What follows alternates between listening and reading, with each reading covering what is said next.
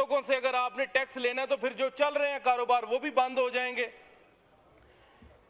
इस बजट के अंदर इन्होंने, जैसे पिछले बजट के अंदर फाइनेंस बिल में इन लोगों ने ई कॉमर्स जो था वो डाला, कस्टम में, सेल्स टैक्स में, इनकम टैक्स में। इस दफा इन लोगों ने जो है फेसलेस डाला है जी अंदर।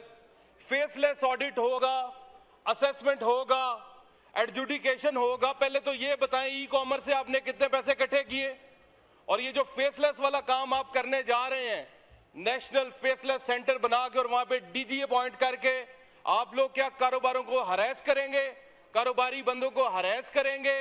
आप लोग जो हैं वो टैक्स अफसर की वहां पे आइडेंटिटी भी जो है सीक्रेट रखने जा रहे हैं।